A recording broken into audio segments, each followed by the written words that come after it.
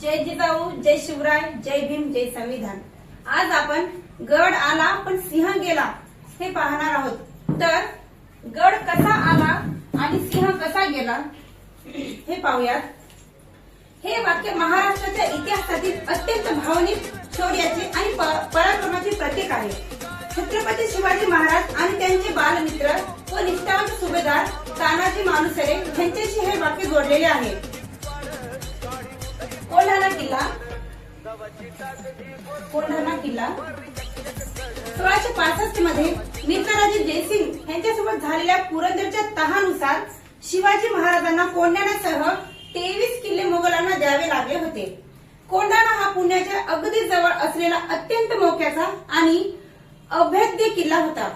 या किल्ल्यावर मोगलांचा बलाढ्य किल्लेदार उदयभान राठोड याचा कडक पहारा होता।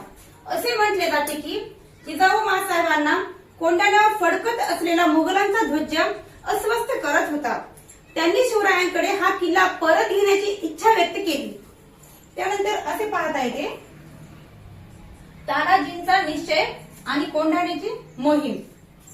किल्ला जिंकणे अत्यंत कठीण होते। शिवरायांना या कामगिरीसाठी आपले बालमित्र सुभेदार तानाजी मालुसरे यांची निवड केली। ज्यावेळी तानाजींना या मोहिमेचा सांगावा कळाला तेव्हा त्यांच्या घरात त्यांचे पुत्र रायबा यांच्या लग्नाची गडबड सुरू होती।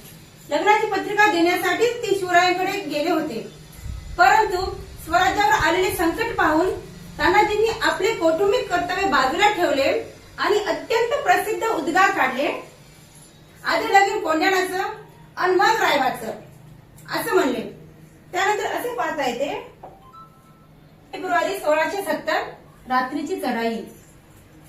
तानाजी मालुसरे त्यांचे बंधू सूर्याजी मालुसरे आणि शैलार मामा यांच्यासह सुमारे 500 मावळ्यांची तुकडी घेऊन कोंढाण्याच्या पायथ्याशी पोहोचले। अगम्य चढाई। किल्ला इतका अभेद्य होता की मुघलांना वाटलेही नव्हते की कोणी त्या बाजूने वर येऊ शकते।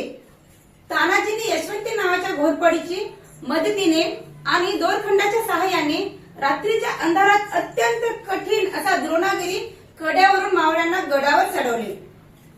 त्यानंतर समोर असं पाहता येते, शूर तानाजी आणि उदयभान यांचे युद्ध।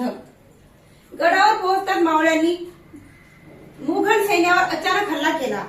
किल्लेदार उदयभान आणि तानाजी मालुसरे यांच्यात तुंबळ युद्ध झाले। लढताना तानाजीची धाल तुटली तरीही त्यांनी हार मानली नाही।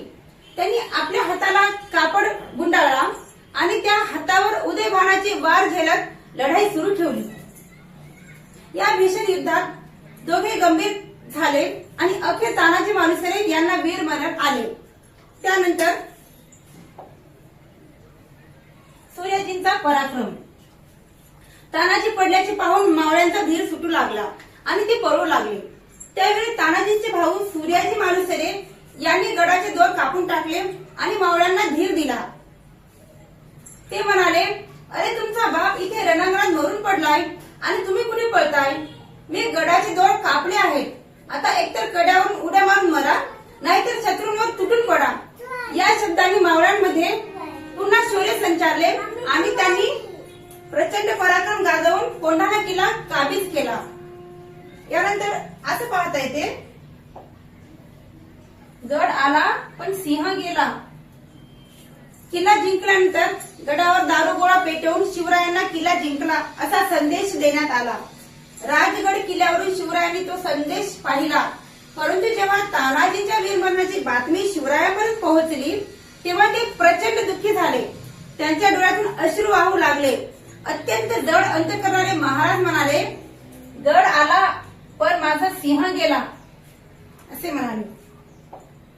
त्यानंतर सिंहगड किल्ला थोडक्यात सांगायचे म्हणजे काय, तानाजी मालुसरे यांच्या या अजोड पराक्रमाची आणि बलिदानाची आठवण म्हणून छत्रपती शिवाजी महाराजांनी कोंढाणा किल्ल्याचे नाव बदलून सिंहगड किल्ला असे नाव ठेवले। आजही हा इतिहास प्रत्येक मराठी मनाला प्रेरणा देतो। असा हा गड आला पण सिंह गेला असा हा इतिहास होता। जय जिजाऊ, जय शिवराय, जय भीम, जय संविधान।